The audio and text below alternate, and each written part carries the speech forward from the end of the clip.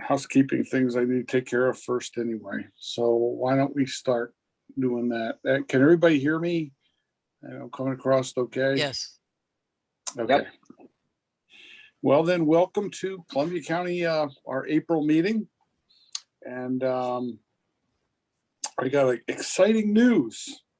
Our next meeting, our May meeting, we are having our first in-person meeting. Can everybody say yay, yay, yay, yay? Yay. Yeah. So we're going to be meeting at my house, and we're going to have a little bee yard tour, and that's kind of a first that we've done that. We started talking about it last month, doing bee yard tours, and I brought it to the board meeting. So I brought it to the board meeting, and they suggested, hey, why don't we just have that as a monthly meeting? So that's what we're going to do. So it's going to be the last Wednesday of the month, which is, what's the date on that? I thought I had it written down here. Well, it's the last Wednesday, and Lynn will be putting out some info on it as it gets closer. But we're gonna have our first in-person meeting.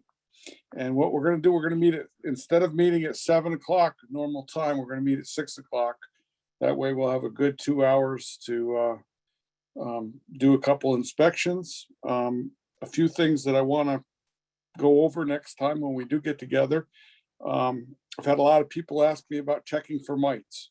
So we're going to do I'm going to show you how to do a mite check. If I'm sure we will have one at the time, but I might even show you how to mark a queen.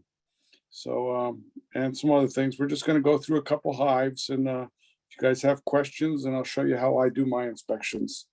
And we have a rain date. And again, Lynn will probably put all this out for everyone, but we're going to have a rain date of the 29th, which is a Saturday, and that is Memorial Day weekend. I know people got plans, but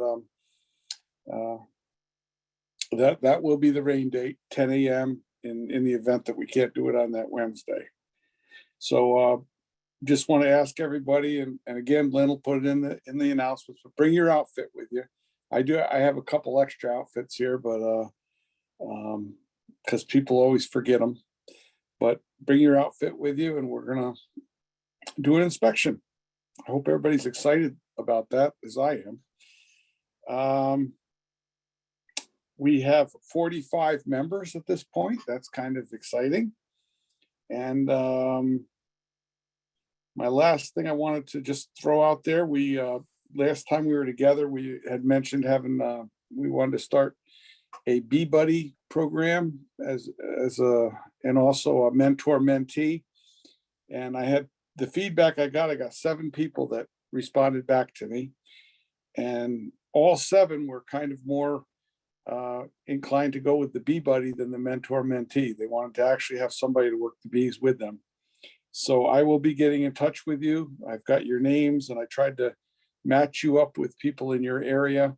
So we'll have 3 groups. There's 7 people. One of the groups is going to have actually 3 people, 3 Bee Buddies in the group. So I'm kind of interested to see how that works out for everybody. So I think that's it for little housekeeping things that we wanted to go over. And with that said and done, we're going to, I'm going to talk tonight about spring increase.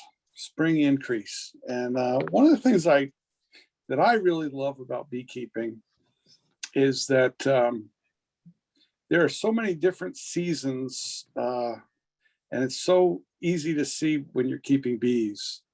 You know, even in the wintertime, you know, we might not be out in the hives, but if you're doing beekeeping, you know, there's things that we do during the winter. There's things that we do in each season. And we're right in the middle of the season now where our hives are exploding.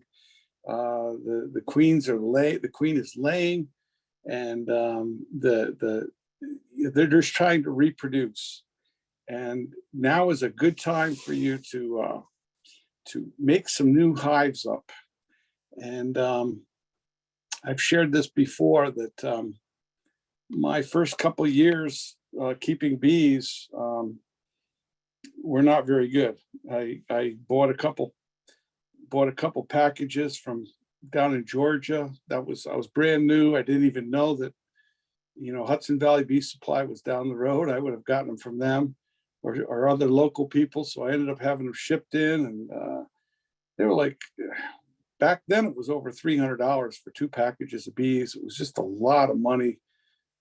You're paying a lot of money for shipping, and I put them in the box, and then in the fall they died. The next year I had to buy bees again. And I did this for 3 years in a row. And I figured after my 3rd year, I better learn how to do this, because this is turning into a pretty expensive hobby. I thought that being beekeeping, once you bought the bees and you bought everything, and after you bought everything, wow, this would be a pretty cheap hobby. Well, it didn't turn out to be very cheap, and especially if you've got to buy bees every year.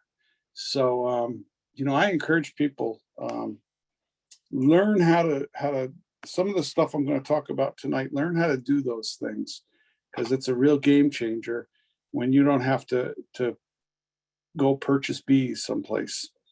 And my little talk tonight is on spring increase. And another name for it is sustainable beekeeping. And that word sustainable is kind of a big 50-cent word that they've been using for a few years now. Everybody's trying to do stuff that's sustainable.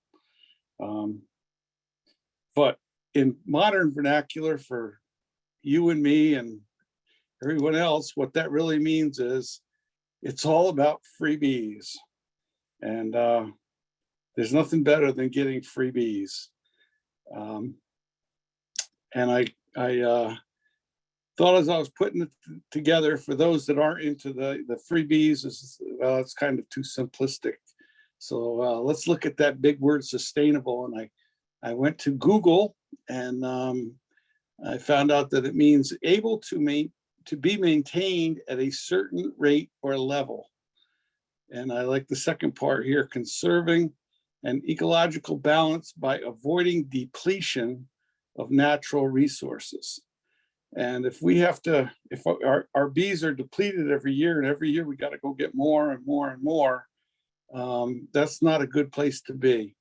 It's nice to be when you're actually able to run your operation, and if your queen dies or anything happens, that you can fix it on the fly, that you're not dependent on going someplace and buying bees or buying a queen. The more that you can, the quicker you can learn how to make your own queens and to be self-sufficient, it's going to help you out in the long run. So there are some problems with not being sustainable. Okay, problems with not being sustainable. And the first one is, obviously, I mentioned it, the cost. That's a lot of money. You would think that a little, when I bought that first package of bees, that little box of bees, and I looked at it, and it's really ridiculous what they're getting for them. A couple $100, and that runs into an awful lot of money, especially if you buy a couple of them and you put them in your hive, and at the end of the year they die, and you got to go out and buy a couple more the next year. And you look, well, I got 20 pounds of honey. My first year, I got 20 pounds of honey, and I spent $400 on bees. That's an awful expensive 20 pounds of honey. So the cost, that's an obvious reason why you want to learn how to make your own bees and be able to be self-sufficient. Number 2 is supply. It amazes me that as much as bees cost, and they cost a lot of money, that every year people, they sell out. If you don't, back a couple months ago, we were saying, hey, if you want to get bees for this spring, you better put your orders in, because there's only just so many bees out there.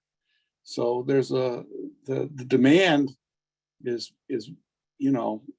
out there, and there's only just so many bees. So sometimes you can't get the bees that you want. So supply is another problem. And number three, I think it's great to know what you have, especially if, I think we've mentioned with packages, most of those packages come from down south, and if you've ever watched a video of how they make them up, geez, it's like an assembly line. They just dump all these bees into boxes, and then they have a queen in a little box, and they put her with it, and it just seems to be kind of harsh the way that they're thrown together. On the other hand, when you got your own hives and you're taking care of them, you pretty much know what you have.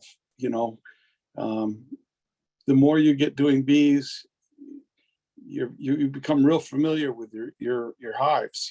I have hives every year that you always got one or two that are hot hives. You get around them, and oh man, they're nasty bees. Well, those are probably not ones that you want to duplicate. So if you were trying to do splits, I usually stay away from those for doing splits. But you know what you have. If you've got a hive that's a good honey producer, well, hey, that's one that if I'm going to make a split, be nice to make one off of that hive, because if that's what you're looking for is honey. If you're looking for one that puts out a lot of brood, well, then you have control over that. When you buy bees from someone else, you have no control over any of those things. So that's three problems with not being sustainable. So tonight, what I'd like to do is, especially for the new people that are here, I wanted to just talk about. I think I went over. I've got 4 ways that you can increase your bees, can have more bees, and be sustainable. So I'm sure there's a lot more ways than that, but I'm just going to go over 4 of them. And number 1 is swarms. You've heard of swarms, and bait traps or bait hives. So swarms and bait traps or bait hives. And we're heading into the season right now. I think I just saw a post on Facebook yesterday. Somebody was looking for someone to come get a swarm down the line. So they are starting to swarm right now. We're just heading into swarm season. And isn't that a beautiful thing? If you've never seen a swarm, it really is an amazing thing. I love to show someone that has never seen a swarm before, just to go out and stand in the middle of this thing.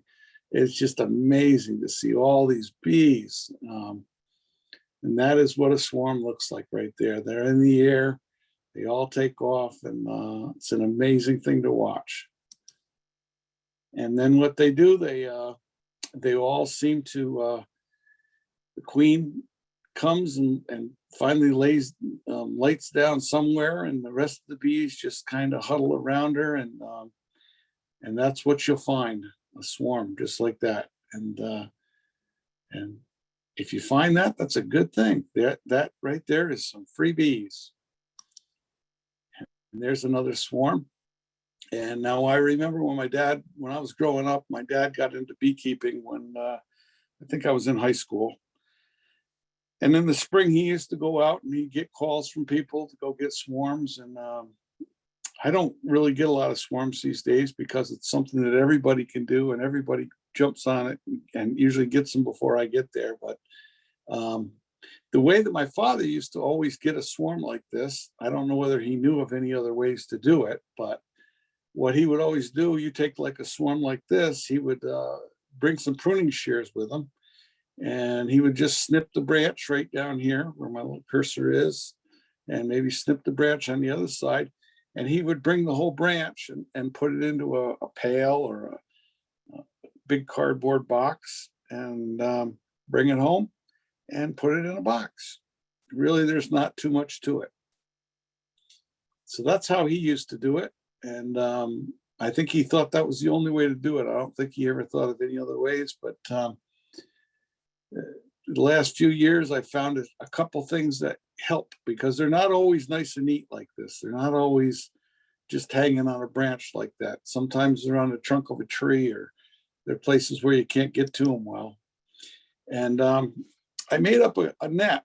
This is something you guys can do. It doesn't take too much. Actually, my wife helped me do this. And all it is, it's an old fishing net. You cut the net off of it, and that's a pillowcase. Just take a pillowcase and put it inside of there, and do a little sew job. And it's kind of nice, like that last swarm that we looked at. You just put this right underneath of it. You could just shake the branch, or you could just cut it and let the whole thing fall into the net. And the great thing is if you take that net and you tilt it at a 90-degree angle, they can't get back out. So it's a nice way to catch swarms. And there's my little, that last one was a bass net. This is for trout. So if you got a big swarm, I use the one for bass. It's a little high. It's got a pole on it too. And the little trout one works better for small swarms. So that works really, really well. I've caught lots of swarms with these. And then another method I came up with, and I didn't think this up, but with the wonders of YouTube, someone devised this plan, and this works really, really well. And all it is, it's a water cooler bottle. I got to get rid of that.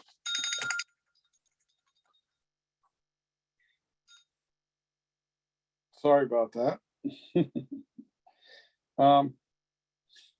And all that is a water cooler bottle, and all you do is you cut the top off of it, and then on the inside of it, what you do is you take a paint roller, and you cut the end of a paint roller off, and those paint rollers are threaded for a pole.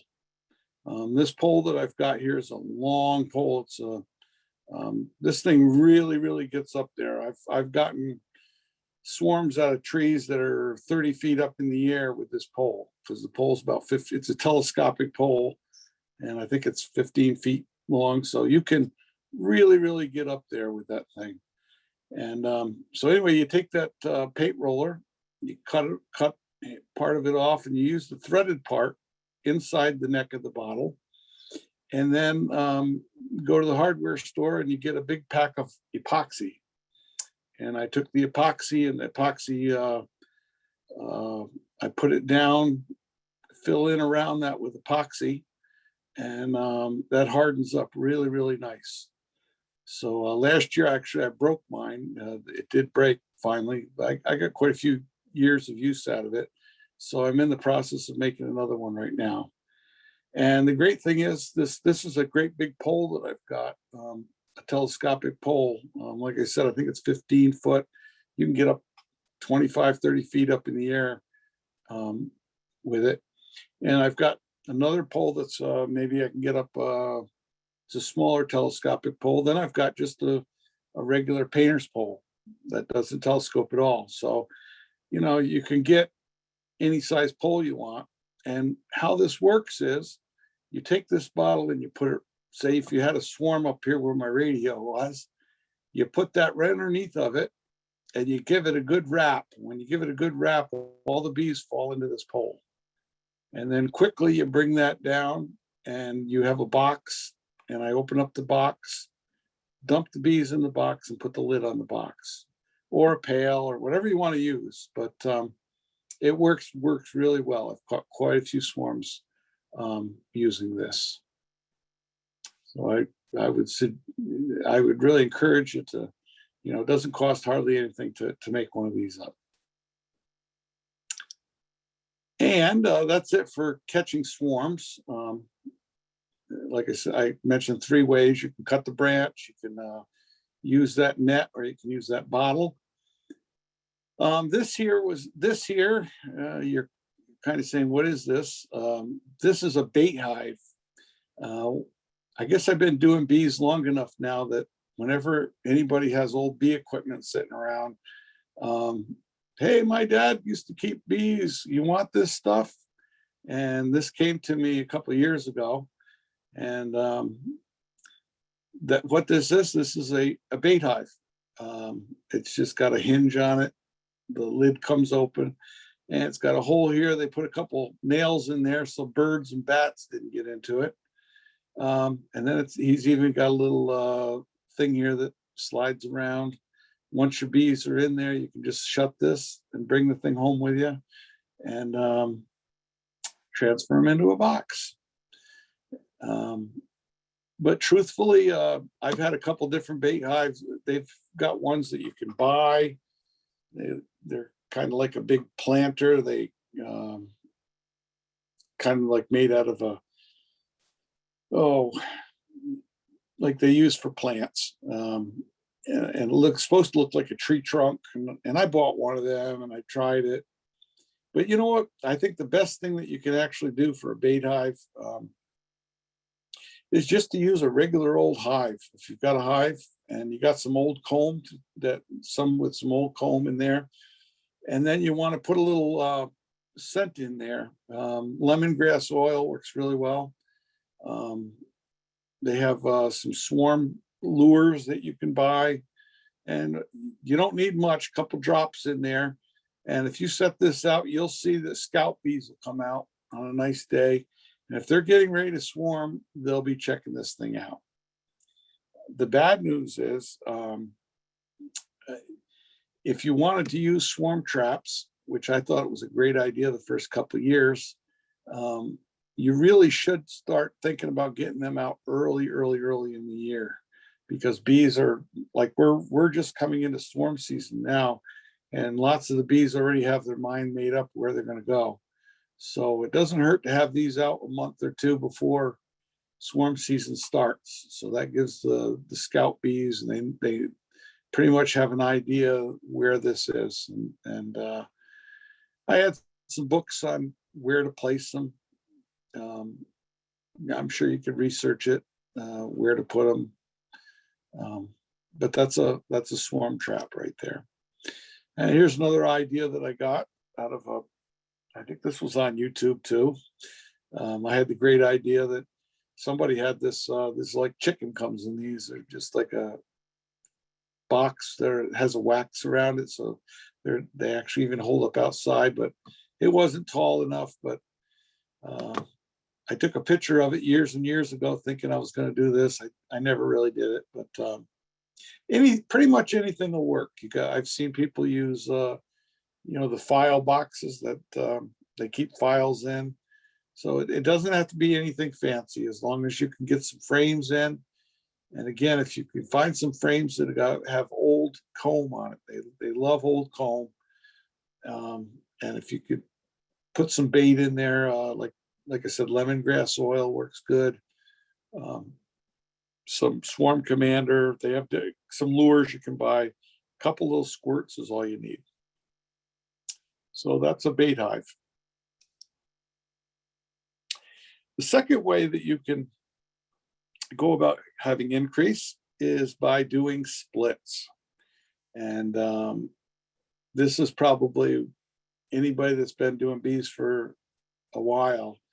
This is really how you really do increase. The swarms are nice if you can catch them. But the truth of the matter is, if you know how to do splits, my first couple of years doing beekeeping, I caught quite a few swarms. That's only because I didn't know about making splits. So if you learn how to read your bees, and you go in your hive and you look and see what the bees are like, what they're up to.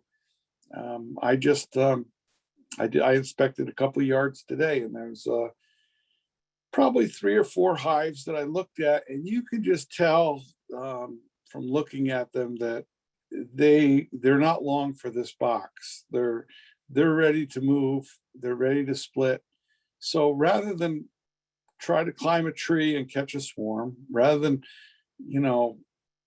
all that extra work, why don't you just do the split for them? Why don't you just swarm for them? And that's what I really try to do. If I know they're going to swarm anyway, why lose the bees? Because it's nice if you can catch a swarm, but truthfully, half the time we probably don't catch a swarm. They swarm and they're gone, and we don't even know they're going. Well, we figure it out next time we come back. And you say, "Where'd all my bees go?" You know that they swarmed.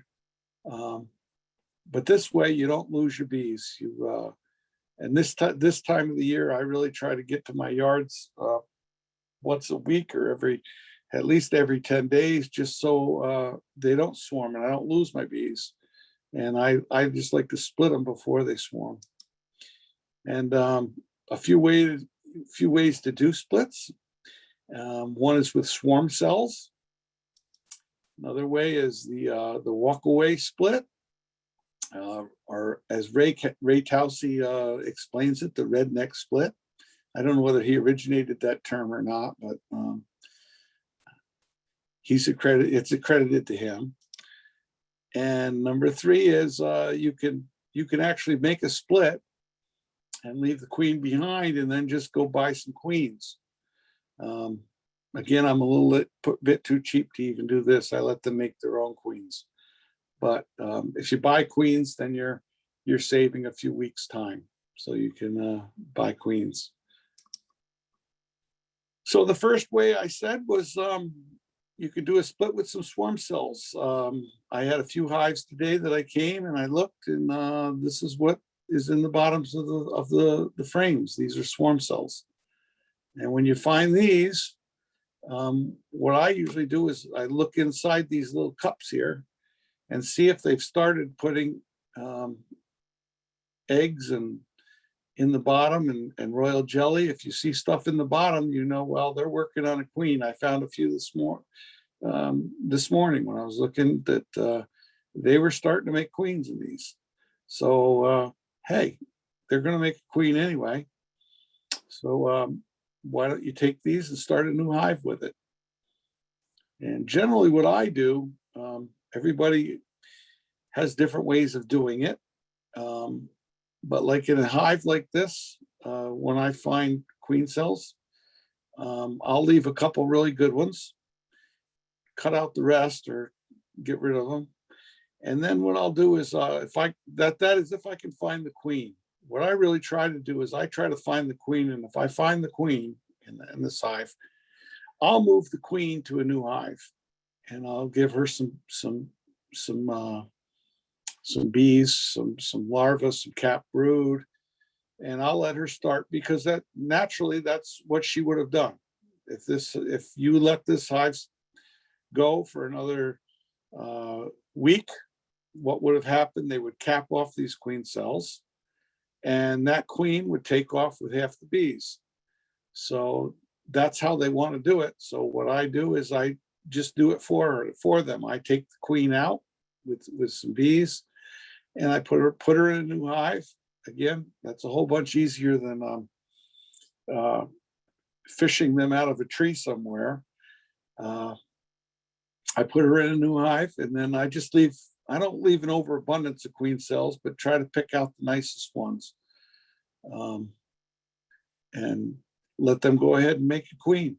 And it won't take too long, and you keep monitoring it, and you'll come back in a week's time, and lots of times I'll find a virgin queen, and then I give it another week or two, and eventually she'll be laying. And it's a great you just get real excited about it when you find that new queen and she's laying, and everything's working out for you. And another way that you can do is, again, I call it the Ray Towsey redneck split, or what they call a walkaway split. And this is one of my bee yards. And the way a walkaway split works is, here's a hive I have that has a couple deeps on it. And if you generally in a hive like this, your cluster's right in the very middle of this hive. And if I open it up and I look, and I've got brood, uncapped, capped, eggs and larvae in both boxes, it's real simple to do a walkaway split. All you do is you take this top box here and you move it over onto another stand, with another bottom board, and you just put an empty box on top of this, empty box on top of the other one, and you're done.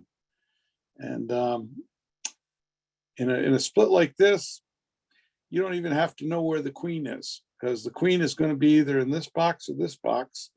And whichever box has the queen, they're going to keep right on the purring along. And the box that doesn't have a queen, when you go back in a week's time, you're going to find queen cells. And then you'll know which one had the queen, which one doesn't. So that's a real easy one to do. Real easy. And I think, Ray Towsey shared it, because Ray keeps an awful lot of bees. And I don't think he probably don't mess around when he's doing inspections. He probably really goes to town. And this is an average size bee yard for me. I do this has got 8 full-size hives and a resource hive. That's my average size. And when I get done doing 10 inspections, I'm about done for the day. I don't want to really do more than that. But these guys that are moving doing 40, 50 hives a day, or I don't know how many Towsey does, but they can't mess around. So he'll just do these redneck splits, boom, boom, boom, boom, boom, and then you can really put them out. So that's another way to do a split. And a third way, I probably won't spend a lot of time on this, because I realize most of you will not be doing cutouts. But the truth is, I love doing cutouts. I do as many as I can that are close to me. I really enjoy doing them. And a cutout is when the bees have taken up residence in a house somewhere, or a barn, or someplace where they're not wanted. And you actually go in and you cut the bees out and you bring them home. And this is why a lot of people don't want to get into it. This was one I did a few years ago in Athens. And look at the power lines right here. This one was a little scary. I kept my eyes on these power lines, but I had to open this whole soffit up, and this whole thing was full of comb. And there it is again. Look, I'm right underneath the power lines. That's that house. So I took that whole soffit area, all full of comb with bees. And the worst part of it was almost all honey. And guess where you're working when you got to remove this and it's right over your head. Oh man, I took a honey bath on this this cutout. But they're not all like this. But this was one of the more difficult ones. Only because if I could have dealt with it much easier if I didn't have all the honey to deal with. But there was a lot of honey. And here's one in Hudson that I did a few years back, and it was on a three-story. I was way up there, but it was really, really nice scaffolding. It was all set up for me. They were renovating the house, and they found bees. So there I am, doing my cutout, and the bees were in this little, they had like a little box over top of a window here, a little like an awning thing that they put up. It had copper over it, and I took the copper back, and sure enough, that whole box was full of comb here. And the way you do it, I'm just, again, I didn't want to go into this a lot, because I realize most of you won't want to get into this unless you've messed around with building before. But I have a box that I have set aside here. And in this box, I take in the wintertime when I'm going through all my comb, my really nasty frames, I get rid of the comb. And if they're really beat up frames, that's what I use them for, is for cutouts. And you probably can't see it especially if you're looking on a cell phone, but if you're on a computer, you can probably see it. I have rubber bands on these frames.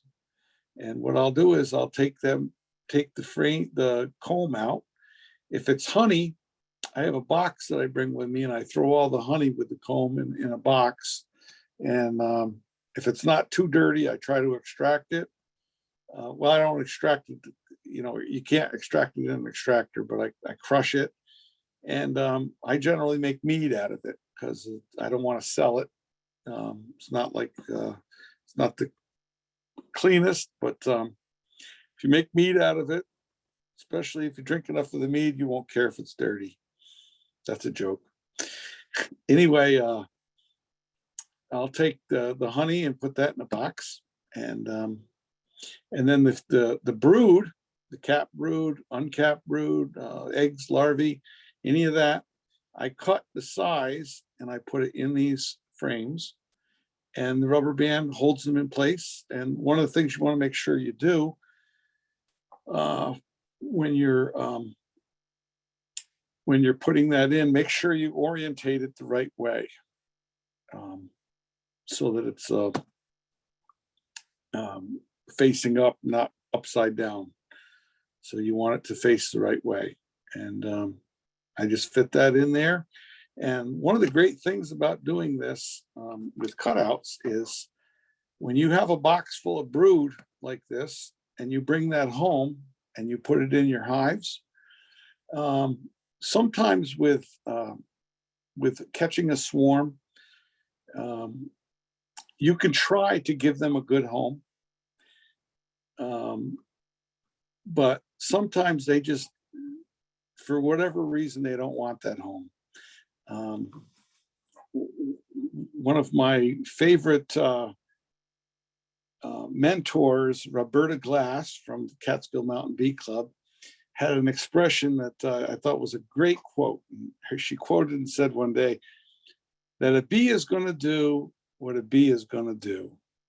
And how true that is. She said the best that we can do as beekeepers is just to make suggestions. So, you know, sometimes you can catch a swarm, you can put them in a box, you can make a nice suggestion. Hey, bees, this would be a great place for you to make a new home. But guess what? You go back the next day and the box is empty. They decided they didn't want to stay there. One of the great things about doing cutouts is when you put that brood in this box and that goes into a hive, the bees will not abandon their brood. So unlike a swarm that they might stay, they might not stay, these bees are almost always stay because the brood is in the box. Okay. And another important piece of equipment to have if you're going to do bees, if you're going to do cutouts, is a vacuum, a bee vac. And this was one that I made myself. It doesn't cost very much. You buy this top and you'll see it's got a Tractor Supply bucket. It just goes on a 5-gallon joint compound bale bucket, and you put a couple holes in the side. You'd have to get the specs for it. If you're interested in it, I could show you, or you can go on YouTube. Actually, that's where I found it. And they put hardware cloth over it, and what these holes do, it adjusts the amount of air, the amount of vacuum that you're actually putting on the bees. You want just enough to just barely suck the bees into that pail. You don't want turbo force. You know, it's not like you don't want to beat your bees all up getting them into the pail. You want just enough, just so that they'll go into that pail, stay in that pail. And this is really great because when you're all done, I bang the pail down, and I have a top that goes over it with a screen on it, and the bees are all right in the pail. So I go home and I take the box of frames, I put them in my box, dump the bees on top of them, and you have a colony of bees, free bees. And number 4, the fourth thing I wanted to show you tonight, and this is probably one of the things that I would encourage everybody to learn how to use nukes. it was really a game changer for me when I got my first nuke. I started using nukes. They're so easy to use. Um, you know, lots of times I'll come across people that, especially the older we get, well, I don't like to lift boxes anymore. Well, guess what?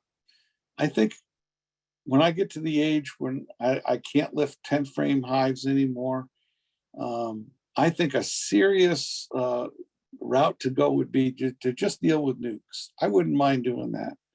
I really wouldn't. Nukes are a joy to work with. I love working nukes. They're small, easy to work. And this is my home yard, and this is where I keep my nukes. And in case you're wondering why all the different colors, because when bees go out, I use these not only to start new hives, but they raise their queens in here. When the queens hatch, they go out and they get mated. And it's important that when they come back, they find their way to the right box. So anything that we can do to help them find the right way, right box, helps them out. So I painted them all different colors in an attempt to help them out a little bit. Again, like Roberta Glass said, I'm just making suggestions, but I suggest that they go back to the right box. So I didn't do very good at keeping these over this winter. I still got some bugs to work out in my overwintering nuke department, things I'm not doing right, but I had a few of them that made it over winter. I'm going to work on figuring out what I didn't do right, but by the time we have the bee yard tour at my house next month, I'm anticipating that these will probably be pretty much full, and I'll be starting nukes in all these boxes here. So it's just a good way to start. I encourage you again, buy a couple nukes and start keeping bees in them.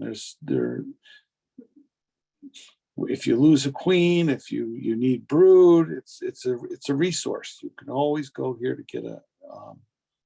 get what you need for your hive, which I probably should mention that now.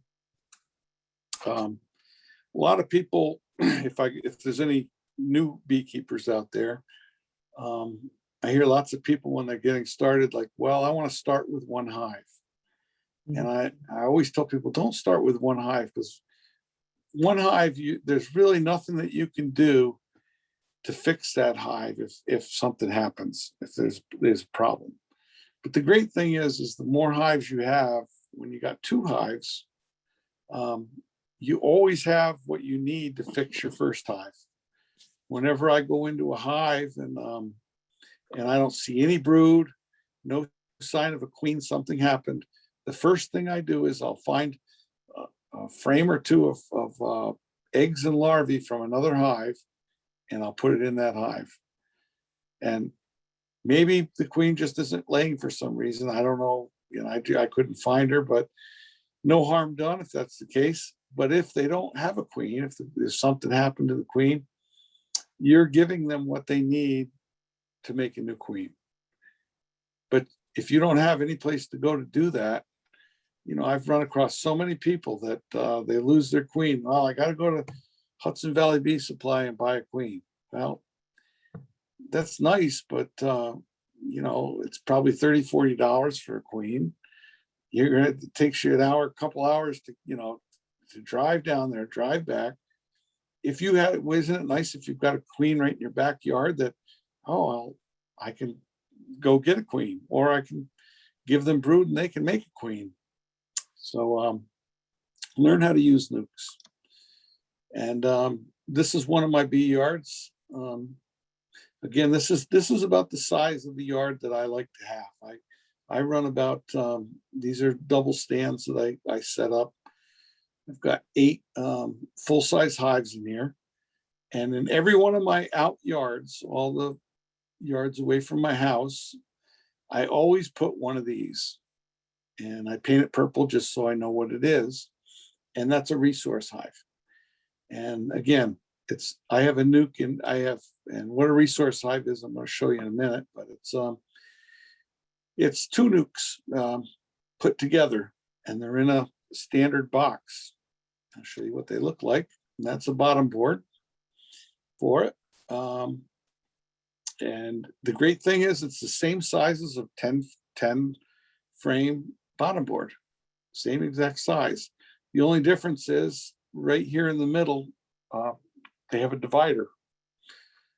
And on top of that, it has a deep box. This is a regular deep box, just like we run all the time. But here's that divider board right in the middle. And the way that these work is this side is open here, was open on this side, and this side is open in the back. So the bees go in different directions. And the nukes that I showed you before, the multicolored ones, are 5 frame nukes. These are 4 frame nukes. It's 4 over 4. And so if I'm in a yard, I was in that yard, that very yard I was showing you today. I just showed you the slide before this. And I had an empty one of these, and lo and behold, I found some queen cells in one of my hives. And all I did is I came over here, I had this all set. I took these 4 frames out. I put a couple frames of queen cells and frame of honey, and I think I put an empty in there, and just set it kind of like a Ron Popeil. You can set it and forget it. And you just set it, forget it, and lo and behold, a month from now, you come back and you're going to have a laying queen in here. And then, so there's the bottom board. And then they have, as they grow, you got 4 frames down there. And as they grow and they start filling that up, they have these 2 4 frame boxes that go side by side on top. And then they have you have an inner cover, just like you have on a regular hive. And again, one of the real beauties of this hive is that it takes your top cover is the same top cover as I use for all my hives. And it fits on this hive, so you don't have to go buy a lot of extra equipment. And then I'm going to close with this slide. One last reason to have more than one hive. This just happened to me about 2 weeks ago over in Greenport. A bear decided to visit my hives the other night. And now if you only have 1 or 2 hives and a bear comes in, guess what? You're out of commission. But if you've got more than 1 hive, you're not out of commission. You can always make more bees. And you've heard not to put all of your eggs in one basket, and in beekeeping language, don't put all your bees in one hive. So I hope that encouraged everyone to want to learn how to make some more bees, learn how to have a few more hives, and you don't have to go overboard on it, go nuts with it. But if you're going to have a couple hives, buy one of these. I really encourage you, buy one of these resource hives. They sell them down the Hudson Valley Bee Supply. They who else sells them? I think Better Bee sells them. But just buy one of these and have it there, and start experimenting with it. Throw a couple frames with some eggs and larvae in there, and you're going to be surprised at just how fast they grow. And yeah, so I think that's it for my presentation. I think we're going to have some, we want to field some questions. We do, Wayne, there's a couple in the chat. I'll let Hanny ask this question about walkaway splits. Okay. Oh, hi, Wayne. First of all, thanks for, did you want to say something first? Sorry. Oh, okay. First of all, thanks for a great presentation. I appreciated it. And I feel your pain. I also had a bear visit me. So I have 1 surviving hive right now. Us. Yes, my wife's sitting next to me. Okay. But my question is about the walkaway split, because if you have two boxes and both of the boxes have brood, my understanding is a queen has to be created from an egg that's within its first 3 days of being laid.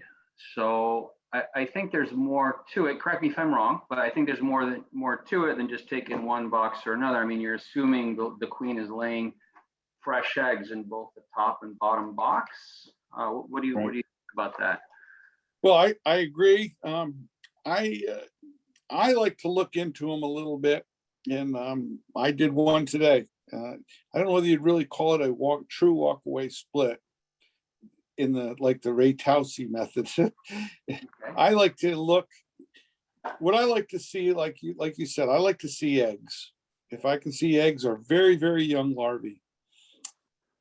If I can see that, then I know we're good. That's all they got to do is have some eggs and young larvae. And generally, if she's in the middle of the two, if you find it in the top, usually it's in the bottom too. But I agree. I don't just do the walkaway split, but Ray likes to use them. All right. Thanks.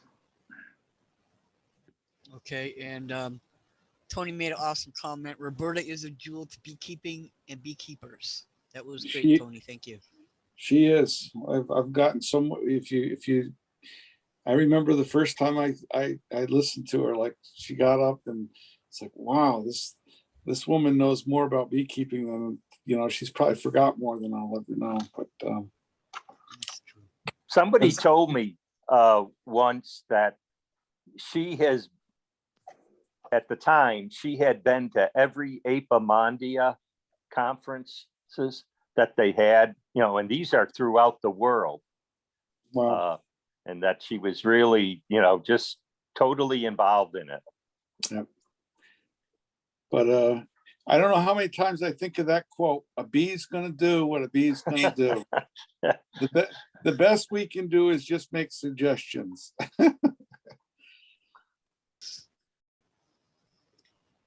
Anyone else? Abigail is asked. I'm sorry.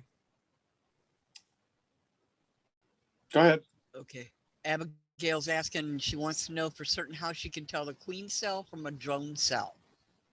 Oh. And should she get rid of all but one? There's probably something I should bring out too about I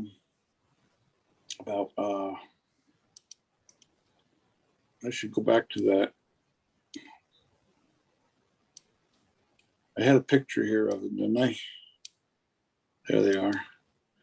There they are. Well, your swarm cells, your queen cells are, see how they really stick out here? A drone cells you'll see aren't like that. They don't really stick out very far. They're little mounds. You can see them. But not like this. These are good size. And one thing I should mention about queen cells. I remember when I was first starting beekeeping, I did a lot of YouTubes, and I used to see these people like, they would come to a hive like this and they would cut all these queen cells out. Like, oh, this thing's going to swarm. Let's get rid of all these queen cells. So, and you know what? I did that for the first year or two, and chances are they're going to swarm anyway. Because once they get it in their minds that they're going to swarm, they're going to swarm. And if you come to a queen cell like this, another thing that's important, and it's already capped, they've capped over it, they're done, then chances are they've swarmed already. There's a good chance that they've already swarmed. So you always want to check and make sure, see if you can find the queen before you do anything else. If you can't find her, assume that they have swarmed. But you really only need you only need to leave. I'd leave more than one. What you don't want to do, you don't want to leave a whole bunch of them, because what you'll have happen is if you get a whole bunch of them, sometimes they'll all hatch out and you get all these little after swarms. You know, you'll come back to your hive and you'll look and you'll see these little clumps of bees all over the place. And they had all these little after swarms. I like to leave 3 or 4 good ones because what should happen in a perfect world is the first queen that comes out, the first thing she will do is go and do away with their competition. So she'll take care of them, the other queen cells. But I'd leave 3 or 4, and especially if they're close together. I put the frames close together so that when she does hatch, she'll go and take care of these other queen cells. Does that answer your question? I believe so. And one last question from Megan. Are you interested in a cutout in Kingston, first floor soffit? Oh, boy. Actually, it's to everyone. Well, no, yeah, right. I spoke too soon. Yeah, she can call me tomorrow. Call me tomorrow. I don't. That's the I don't last really- question in the chat. Yeah, I don't really, when I'm doing cutouts, I really do like to do cutouts. But I don't really like to do them too far away from my house, because every time I do them, you know, I get to where I'm going and I have a tool. I need a tool that I don't have. So I try to keep it, you know, fairly close. But Wayne, it's right near the shop, so you could just come over and get anything you need. Oh, boy.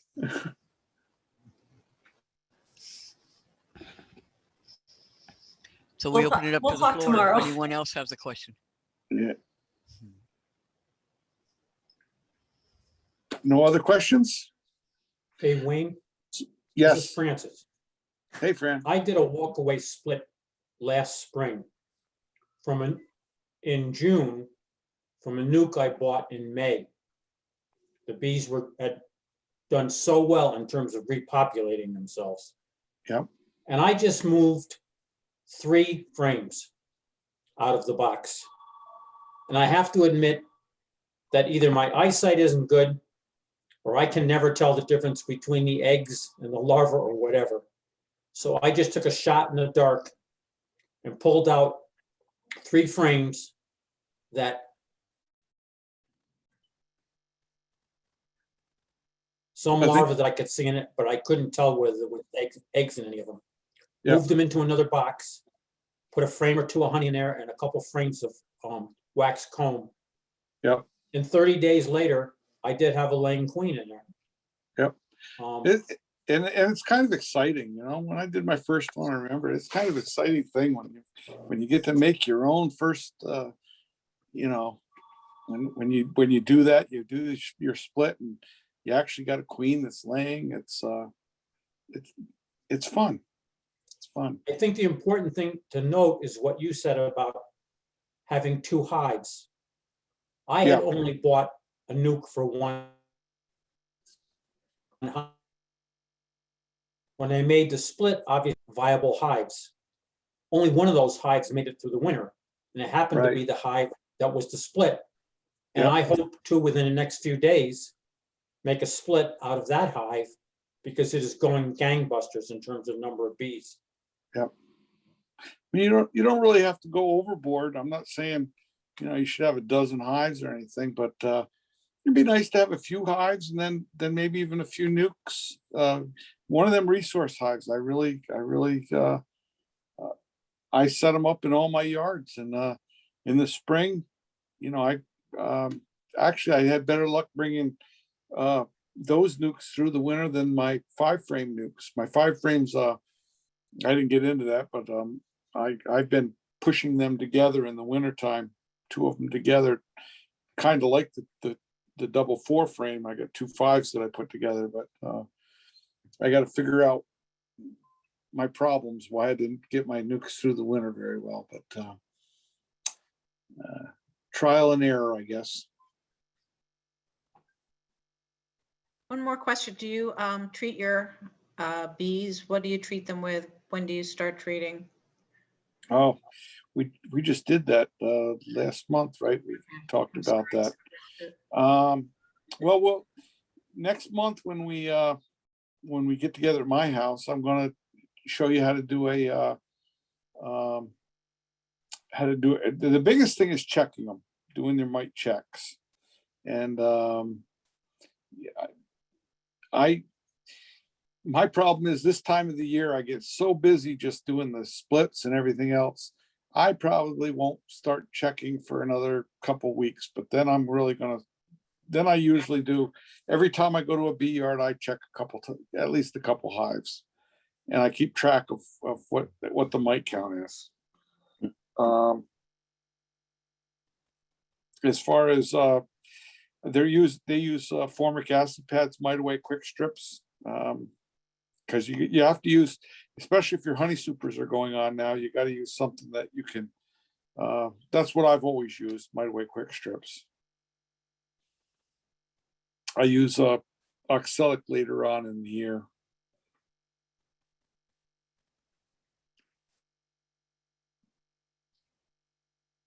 So is everybody excited about doing an in-person meeting next month? I am. I'm looking forward to it, Wayne. Okay. Yeah, I was gonna do a bee yard tour, and I guess they talked me into, hey, why don't we just do the bee yard tour as a club meeting? So that's what we're gonna do. That's the first I think we've ever done that. So that's what it'll be. Fine. Would you please make sure that Lynn puts down your address and maybe? I'm sure she'll put all that stuff down. Okay. Thank you. Address, there's I got plenty of parking and plenty of parking. We're great. If those that want to come a little bit early, we're gonna make some coffee, and it's just gonna be nice to get together again.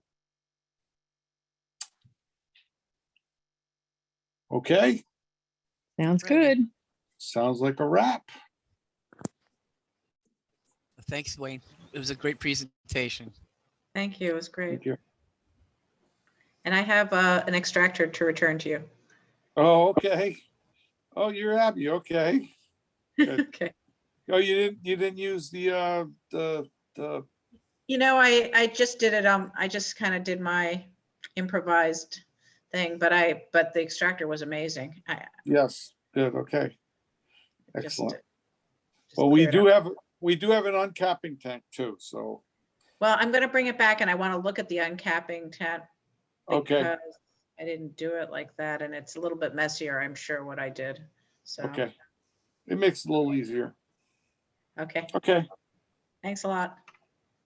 All right. We'll see everyone next month. Good night, Wayne. Great job. Thank you. Bye-bye. Thanks, Wayne. Goodbye. Goodbye. Bye.